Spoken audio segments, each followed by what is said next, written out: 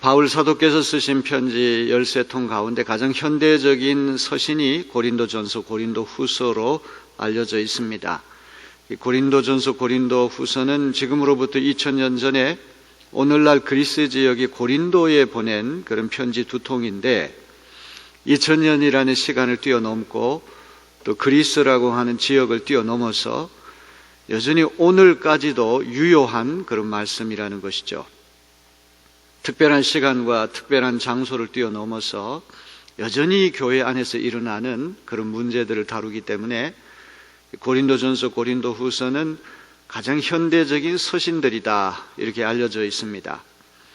1장부터 4장까지 고린도 교회 안에 일어난 분쟁 문제, 굉장히 장황할이 많지 아주 길게 바울 사도께서 이 문제를 다루었습니다.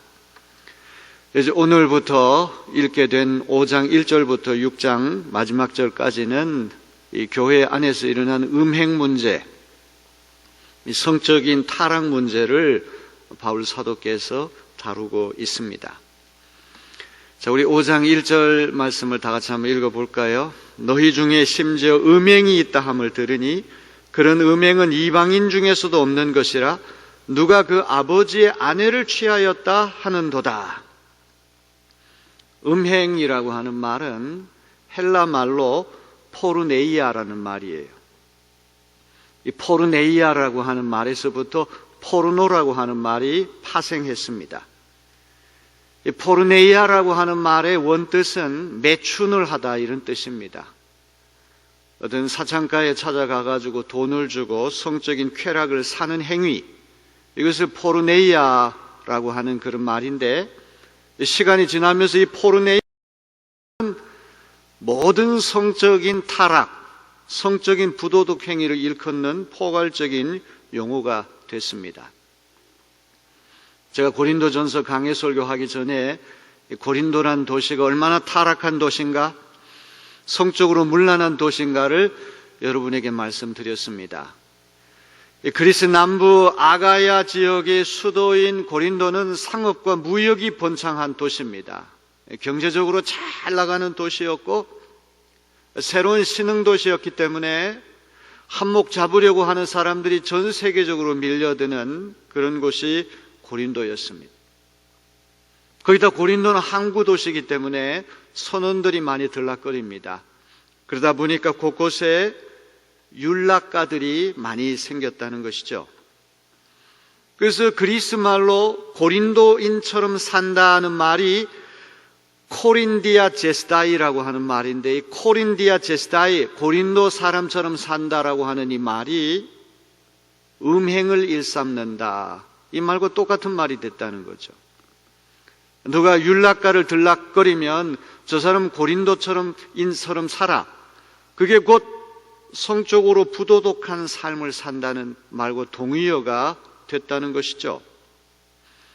곳곳에 율락업소가 즐비한 것은 물론이었고 여러 명의 첩이나 종부를 거두리는 것이 다반사로 일어난 것이 바로 고린도라고 하는 도시였습니다.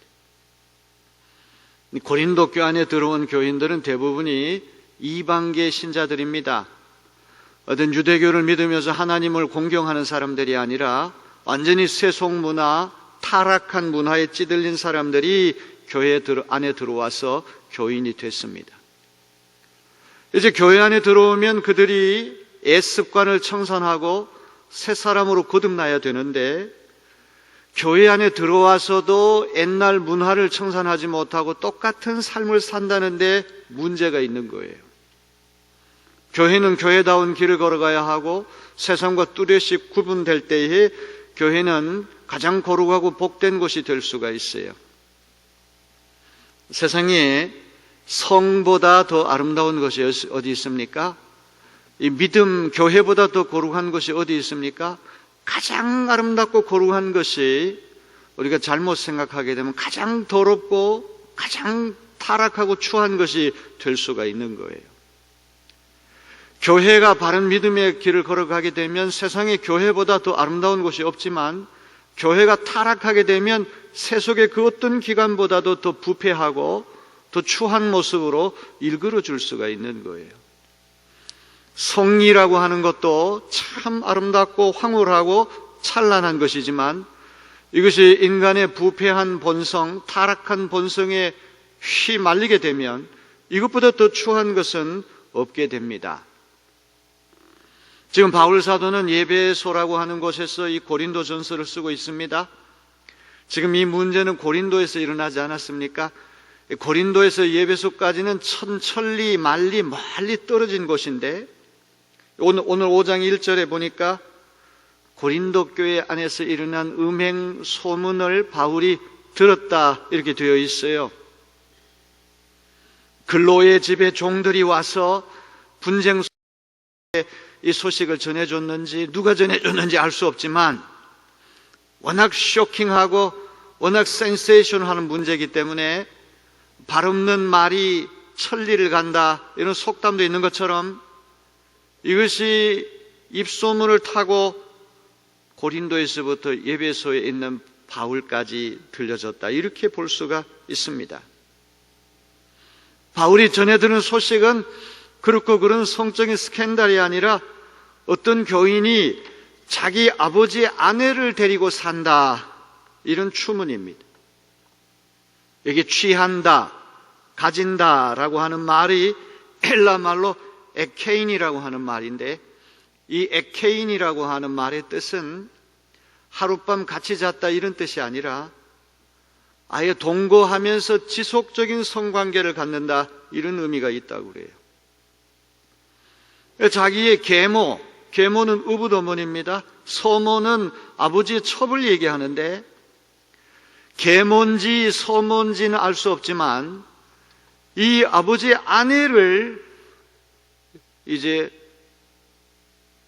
자기 부인처럼 그렇게 데리고 동거하고 있다고 하는 이야기죠. 너무나 흥미롭게도 여성에 대해서 바울 사도는 말을 안 해요. 2000년 전에 이런 일이 일어났을 때 남성보다 여성이 훨씬 더 비난을 많이 받았을 텐데도 바울은 입을 다뭅니다.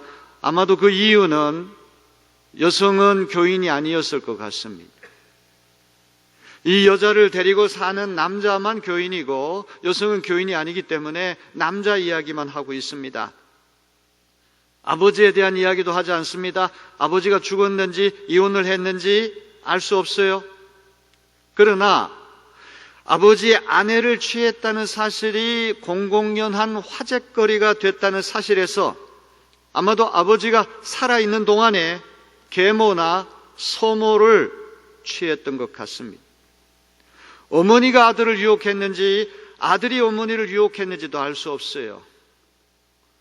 성경이라고 하는 것은 이 모든 것은 수수께끼처럼 여러 가지 해석을 가능하도록 남겨두고 중요한 것은 세속윤리 기준으로 볼 때도 이해가 되지 않는 어머니를 아내처럼 데리고 산다는 말이죠. 한 여성을 아버지와 아들이 공유한다고 하는 것은 이거는 동서고금을 막론하고 윤리적으로 큰 문제가 아닐 수 없습니다. 이 근친상간에 해당되는 중죄죠. 이런 이유 때문에 바울은 그런 음행은 이방인들 가운데서도 볼 수 없는 일이다. 이방인이라고 하는 말은 교회 바깥에 세상 사람들도 그렇게는 아니하는데 어떻게 교회에 들어온 교인이 그렇게 할 수 있느냐 이런 이야기입니다. 자, 오늘 우리가 말씀을 읽을 때 참으로 중요한 것은 이러한 어떤 음행의 문제가 일어났을 때 바울은 당사자를 공격하고 당사자를 비판하기보다는 교회 공동체 전체를 이제 비판하고 있습니다. 이런 일이 교회 안에서 일어나는데 대부분의 교인들이 대수롭지 않게 묵과하고 있다는 거예요. 침묵하고 있다는 것이죠. 그래서 이 고린도 교인들의 반응에 대해서 바울 사도가 먼저 꾸짖습니다. 우리 2절을 다 같이 봅니다. 그리하고도 너희가 오히려 교만하여져서 어찌하여 통한이 여기지 아니하고 그 일 행한 자를 너희 중에서 쫓아내지 아니하였느냐. 아들이 아버지의 아내, 자기의 어머니뻘이 되는 계모인지 소모인지는 알 수 없지만 이런 어머니하고 동거하는 교인이 교회 안에 버젓이 출입을 하는데도 첫째 교인들이 통한이 여기지 않았다, 슬퍼하지 않았다는 말이에요. 죄를 짓고도 통탄히 여기지 않고 슬퍼하지 않는다고 하는 말은 죄가 죄라고 하는 것을 모르기 때문에 그렇다는 것이죠. 우리가 죄를 짓게 되면 양심이 뜨끔거려서 슬퍼하는 마음이 있어야 될 터인데 웬일인지 고린도 교인들은 여기에 대해서 슬퍼하지 않습니다. 슬퍼하지 않으니까 이런 음행을 저지른 자를 출교로 해야 돼요. 징계해야 되는데 고린도 교인들을 그냥 내버려 두고 대수롭지 않다는 듯이 그냥 묵과하고 있다는 것이죠. 근친상간의 죄가 교회 안에서 일어나는데 이것을 통한히 여기지 않고 이 사람을 출교시키지 않는 것, 징계하지 않는 이유는 교만해져서 그렇다는 거예요. 교만하기 때문에 죄를 죄로 여기지 않고 슬퍼하지 않고 교만하기 때문에 그런 죄를 저지른 사람을 아무렇지는 않게 그냥 놔둔다는 것이죠. 교만이라고 하는 것이 얼마나 큰 문제인지 우리가 12번의 설교를 통해서 고린도 교회 안에 일어난 모든 분쟁의 근원은 교만 때문에 그렇게 된 것이거든요. 세상 지혜를 교회 안에 그대로 갖고 와서 내가 더 잘났다, 네가 더 잘났다, 하나님이 선물로 주신 은사를 마치 자기가 잘나가지고 얻은 어떤 소유물처럼 착각해서 은사를 가지고 한양 뽀겼다는 거예요. 교만이라고 하는 말의 원뜻이 풍선에 바람이 들어가가지고 한껏 부풀어 올라서 언제 터질지 모르는 상태가 되는 게 교만이라는 거예요. 사람이 교만해지면 하늘이 무서운 줄을 모르고 이 풍선에 바람이 잔뜩 들어가서 한껏 부풀어 올라가서 빵빵해져서 언제 터질지 모르는 상태가 되는 것. 교만해지니까 죄를 지었는데도 죄를 죄로 여기지 않고 슬퍼하는 마음이 없고 슬퍼하는 마음이 없으니 그냥 놔두고 징계하지 않는다는 말이죠. 고린도후서 7장 10절을 봅니다.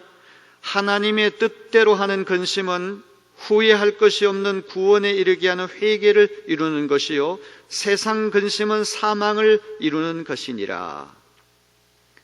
죄의 문제에 대해서 거룩한 마음, 거룩한 근심, 하나님의 뜻대로 하는 근심이 우리 속에 있게 되면 구원에 이르게 하는 회개가 만들어지지만 먹고 사는 문제 이것저것 세속적인 그런 근심은 우리에게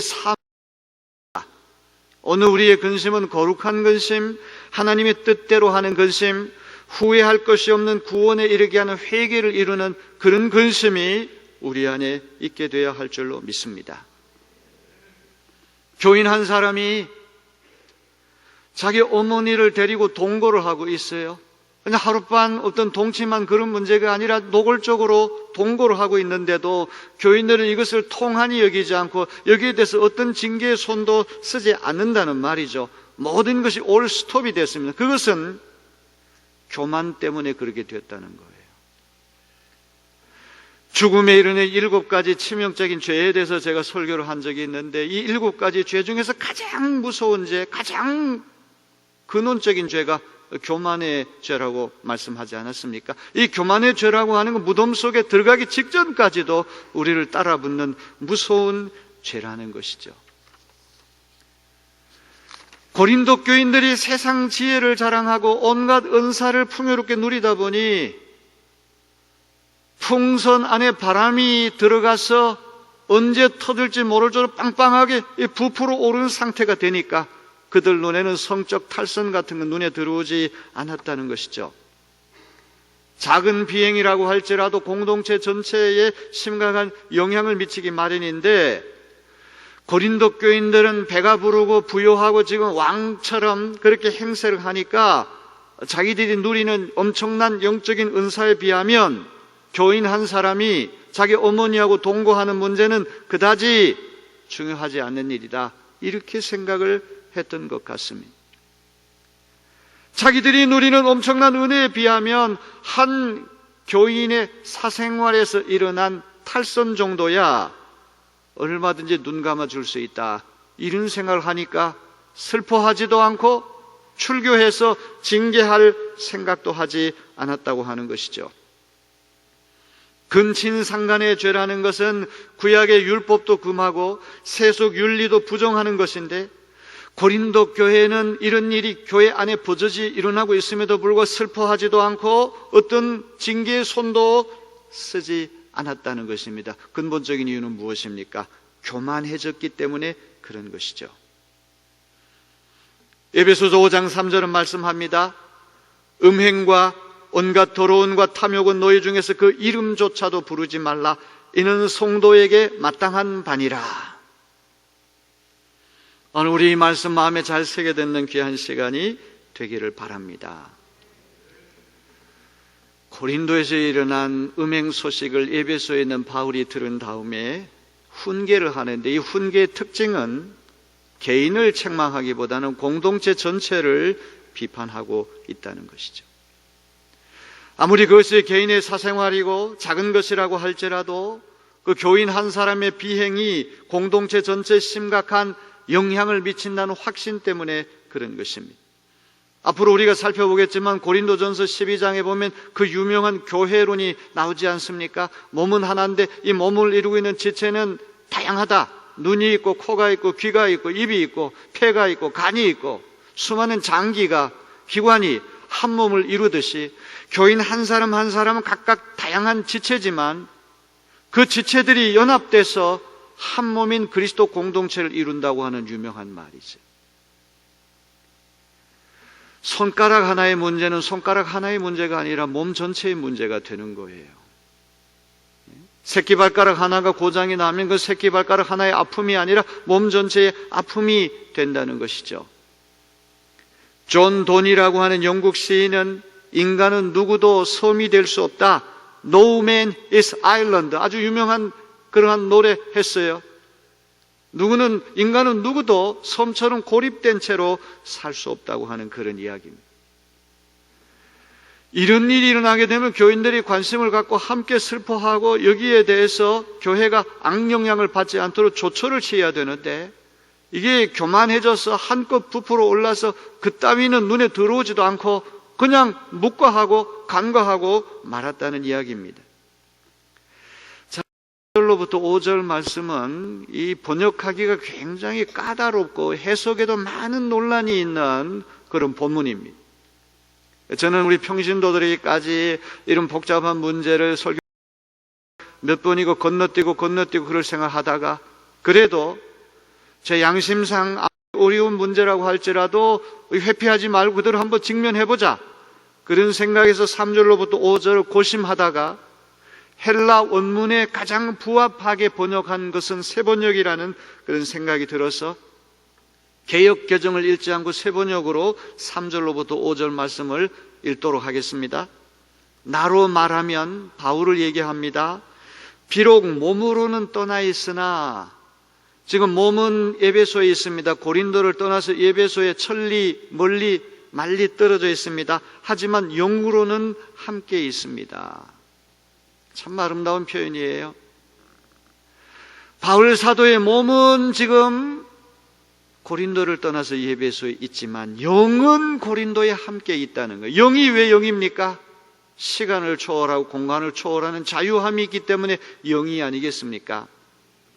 우리 사랑하는 자녀가 한국을 떠나 외국에 나가 있다고 할지라도 몸은 떠나 있지만 영은 하나로 묶여 있음을 믿으시기를 바랍니다. 그쪽에서도 예수 안에 있고 우리도 예수 안에 있고 하나님의 영 안에 있게 되면 영은 육체를 떠나고 시간을 떠나고 공간을 떠나서 우리를 하나 되게 할 수가 있는 것입니다. 마치 여러분과 함께 있듯이 고린도 교인들과 함께 있듯이 그러한 일을 저지른 자를 이미 심판하였습니다. 이 심판했다고 하는 말은 재판관이 선고를 내리듯이 이건 잘못이야, 이건 죄를 저질렀어, 이렇게 판단을 했다는 말이죠. 그러한 일을 저지른 자를, 어머니하고 동거하는 자를 우리 주 예수의 이름으로 벌써 심판하였습니다. 한 사람이 죄인이다, 죄인이 아니다를 심판하는 것 사람의 이름으로 할 수 없어요. 바울의 이름으로 할 수 없어요. 우리 주 예수의 이름으로만 심판이 일어날 수가 있는 것입니다. 항상 우리는 개인의 편견이나 개인의 독단이 들어가지 않도록 조심해야 됩니다. 항상 예수 그리스도의 시선으로, 우리 주 예수 그리스도의 이름으로 벌써 심판을 내렸다는 것이죠. 그러면서 여러분이 함께 모일 때에 나의 영이 우리 주 예수의 권능과 더불어 여러분과 함께 있으니, 우리 주 예수 그리스도의 능력, 듀나미스, 권능이라고 하는 것, 성령의 능력이라고 하는 것은 에베소에 있는 바울에게만 있는 것이 아니라 고린도 교인들에게도 있겠죠. 여러분과 함께 있으니, 가장 흥미로운 말이 그 다음 말씀이에요. 여러분은 그러한 자를 당장 사탄에게 넘겨주어서 그 육체는 망하게 하고 그의 영은 주님의 날에 구원을 얻게 해야 할 것입니다. 이제 우리 본문은 이제 다시 거둬도 됩니다. 다시 화면이 나오게 해 주시기 바랍니다. 여기서 너무나 중요한 말씀이, 그 비행을 저지른 형제를 사탄에게 넘겨줘서, 그 본문을 지워도 됩니다. 다시 제 화면을 비춰주세요. 몸은 망하게 할지언정 그의 영은 주님의 날에 구원을 받게 하라고 하는 것이 요점이에요. 수수께끼처럼 참으로 풀기 어려운 말씀으로 유명한 구절이 아닐 수 없습니다. 몸은 사탄에게 넘겨줘서 망하게 하고 영은 주님의 날에 구원을 받게 하라. 이 문제와 씨름하기 위해서 제가 굉장히 고민을 많이 하고 또 연구도 많이 했어요. 이 복잡한 얘기를 다 하려면 한두 시간이 걸릴 것 같습니다. 어제 제가 텔레비전을 이렇게 보다가 김영철의 동네 합바퀴인가 뭔가 하는 그러한 프로그램이 아주 참 유익한 좋은 프로그램이에요. 경상북도 상주에 가서 이제 촬영을 한 그러한 프로그램인데, 그 피자 가게를 운영하는 한 젊은 여성이 딱 피자를 10개만 예약을 해서 10개만 주문해서 판다는, 이게 돈을 벌 영리 목적으로 하는 것이 아니라 그 주문받은 10개는 정성을 다해서 세상에서 최고로 맛있는 피자가 되기 위해서 가장 좋은 재료를 쓰고 가장 지극한 정성을 들여가지고 만든다는 거예요. 제가 그것을 보면서 나도 설교할 때 저런 자세로 해야 되겠다. 많은 사람이 내 설교 잘한다고 박수 안 쳐도 나만이라도 하나님 말씀 피하지 말고 가장 지극 정성을 다해서 준비해야 되겠다. 아멘. 제가 공치사 하려고 하는 게 아니라 그 화면을 보는 순간에 눈물이 나더라고요. 맞아. 뭘 하든지 저런 정성을 다하는 자세로 해야 돼. 수백 개 만들어가 돈을 왕창 버는 게 중요한 것이 아니라 딱 10개만 주문받되 지극 정성을 다해서 최선을 다해서 그것만 만들어 보자. 자, 몸은 사탄에게 넘겨주어서 망하게 할지언정 영은 주님의 날에 구원을 받게 하라. 이 말은 굉장히 복잡한 말인데 아주 쉽게 얘기를 한다면, 사탄이 지배하는 세력은 암흑세계고 옛날 세상에 살던 두려운 세상이고 온갖 시련과 역경이 있는 세상인데, 쉽게 얘기한다면 출교와 같은 중징계를 통해서 이게 몸이라고 하는 이 사르코스라고 하는 이 개념은 바울 신학에 있어서 하나님을 떠나 살던 세상의 그 옛사람을 사르코스, 육이라고 얘기를 하잖아요. 이 육적인 정욕을 이기지 못해서 어머니고 누구고 눈에 보이지 않아가지고 동거하게 된 거 아닙니까? 그러니까 출교를 해서 중징계를 해서 그 육신의 모든 정욕이 사탄에게 넘겨진 것처럼 다 그 정욕이 다 정화되고 깨끗이 될 때까지 망하게 하라고 하는 말은 고난을 받게 하라, 징벌을 받게 하라, 이런 뜻이에요. 그러나 그의 영은 주님의 날에 구원을 얻게 해야 한다. 참 아름다운 말이에요. 교회에서 누군가를 징계하게 될 때 징계의 목적은 죽이는 게 아닙니다. 살리는 데 목적이 있는 거예요. 그 영혼을 불쌍히 여겨서 그 사람의 영혼을 주님의 날에 구원하는 데 징계의 목적이 있는 것이지, 그 사람을 망신 주고 그 사람을 완전히 멸망에 이르게 하는 것이 징계의 목적이 아니란 말이죠. 구원을 얻게 하는 거예요. 영이 구원을 받게 하려고 그러면 육신의 모든 그 더러운 정욕이 소멸돼야 되거든요.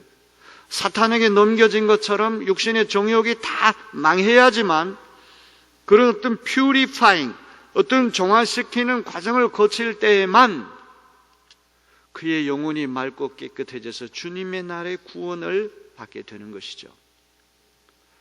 한 사람의 영혼을 건져야 된다, 구원해야 된다는 것이 바울의 진정한 목적이기 때문에 음행자의 이름을 끝내 밝히지 않는 이유도 그를 보호하려고 하는 차원에서 그렇게 한 것이 아닌가 싶습니다. 교회에서 일어나는 징계의 목적은 벌을 주는 것으로 그치는 데 있지 않습니다. 죄에 상응하는 벌을 받은 뒤에 회개해서 구원을 얻게 하는데 진정한 목적이 있음을 기억해야 됩니다. 교회 징계의 최종 목적은 회개와 용서와 치유와 회복과 일치와 평화에 있다고 하는 사실을 우리는 잊지 말아야 됩니다. 다만 한 가지, 용서는 아무 때나 하는 것이 아니라 징계를 거쳐야 되고 진정성 있는 회개 다음에만 용서가 올 수가 있는 것이죠. 교회 안에서 어떤 사람이 죄를 지었을 때 일시적으로 몸은 사탄에게 넘겨진 것처럼 엄청난 시련을 겪는다고 할지라도 그 어떤 불감과 같은 어떤 징계 시련을 겪은 다음에 최종적으로 영혼이 정화돼서 구원을 받게 하는데 우리 교회의 관심이 집중돼야 할 것입니다. 자, 이제 6절로부터 8절 말씀은 바울이 쓰는 비유 가운데 가장 흥미로운 비유가 아닐 수 없어요. 유월절 비유를 들고 있거든요. 왜 하필이면 이 음행자 문제에 대해서 유월절 비유를 들까요? 이 유월절, 이스라엘 민족이 이집트에서 430년 종살이 하다가 탈출한 날, 해방된 날이 유월절이에요. 우리로 얘기하면 광복절이죠. 이 유월절을 무교절이라고 말합니다. 무교라고 하는 말은 누룩교자, 누룩 없는 빵을 먹는 날이라는 거죠. 옛날 사람들은 대개 빵을 구울 때 이제 누룩이 들어가야지만 이게 발효가 돼서 빵이 부풀어 오르지 않습니까? 밀가루 반죽에다가 이 누룩을 집어넣어서 발효하게 하는데 너무 급하게 탈출하다 보니까 누룩을 넣을 시간이 없는 거예요. 잽싸게 누룩 없는 빵을 먹고 급하게 탈출하느라고 이제 이집트에서 나왔기 때문에 유월절, 광복절, 미국으로 얘기하면 독립기념일이 되게 되면 누룩 없는 빵을 먹으면서 조상들의 탈출을 기념하는 것입니다. 누룩이라고 하는 것은 오늘날 쓰는 이스트와는 조금 개념이 다릅니다. 누룩은 지난주에 빵을 만들기 위해 준비한 반죽의 일부를 남겨둡니다. 한 일주일 정도 발효시킨 다음에 빵을 부풀게 모르게 할 목적으로 이게 사용하는 발효제가 바로 누룩인데, 이 발효되는 과정에서 오염되기가 쉬워요. 그렇기 때문에 누룩의 문제점은 오염시킬 수 있다는 데 문제가 있는 거예요. 그래서 여러분 출애굽기 12장 말씀에 보면은 이스라엘 백성은 1년에 한 번씩 가정에서 누룩을 다 제거해야 하는 그런 일이 있었어요. 누룩하면은 한 가지 죄악이 소리 없이 번져나가서 공동체 전체를 오염시키는 악, 이 죄악을 상징하는 것이 누룩이라는 것이죠. 여기 바울 사도께서 누룩의 비유를 드는 이유는 무엇입니까? 이 어머니와 동거하는 죄를 그냥 묵과하고 내버려 두게 되면 이것이 마치 누룩처럼 공동체 전체를 다 오염시킨다는 말이죠. 세상에서 어머니 이렇게 데리고 동거하는 것이 아무 문제가 되지 않는데 교회도 마찬가지다 그러면 윤리적인 기준이 무너지게 되면 이 유사한 많은 일들이 교회를 어지럽히게 될 것이라는 그런 이야기죠. 자, 우리 6절로부터 7절 말씀 읽어볼까요? 너희가 자랑하는 것이 옳지 아니하도다. 적은 누룩이 온 덩어리에 퍼지는 것을 알지 못하느냐? 너희는 누룩 없는 자인데 새 덩어리가 되기 위하여 묵은 누룩을 내버리라. 우리의 유월절 양 곧 그리스도께서 희생되셨느니라. 자, 이 누룩 비유, 유월절 비유를 쓰기 전에 바울 사도는 자랑하는 것이 옳지 못하다 이 말을 해요. 앞에서는 교만했기 때문에 슬퍼하지 않고 교만하기 때문에 징계하지 않았다는 말씀했는데 여기서는 자랑하는 것이 옳지 않다는 말을 하거든요. 교만과 자랑은 부부 사이예요. 교만이 있는 곳에 자랑이 있고 자랑이 있는 곳에 교만이 있습니다. 고린도 교인들은 교만과 자랑에 사로잡혀 근친상간의 죄 정도는 아무것도 아니란 듯이 슬퍼하는 마음도 징계할 생각도 하지 않았던 것이죠. 그래서 음행자 문제의 결론을 내리기 전에 바울은 고린도 교인들에게 자랑하는 것이 옳지 못하다. 너희가 다 교만하고 자랑해서 이런 문제가 생긴 것이 아니냐. 그러면서 적은 누룩이 온 반죽을 부풀게 한다. 이것을 상기시킵니다. 음행과 같은 악을 방치하게 되면 공동체가 오염되고 병들게 된다는 것이죠. 새 반죽, 그리스도 안에서 새로운 피조물로 거듭나기 위해서는 묵은 누룩, 음행이나 탐욕이나 우상숭배와 같이 그리스도 없이 살던 옛습관을 깨끗이 청산해야 한다는 것입니다. 너무나 흥미로운 말씀은 갑자기 우리의 유월절 양 곧 그리스도께서 희생되셨다. 여러분, 유월이라고 하는 말은 패스오버라는 말, 넘어간다는 말이거든요. 바로가 9가지 재앙이 일어났지만 말을 안 들었습니다. 마지막 10번째 재앙이 이집트 안에 있는 모든 첫 것, 짐승이나 사람 막론하고 장자가 죽어 넘어지는 거예요. 그런데 이 하나님의 사자가 이집트 사람의 장자를 칠 때 누가 히브리 사람이고 이집트 사람인지 알 수가 없잖아요. 그러니까 어린 양의 붉은 피를 문설주에 칠해놔라. 그럼 하나님의 사자가 문설주의 피를 보고 그 집은 히브리 사람인 줄 알고 패스 오버 넘어가는 거예요.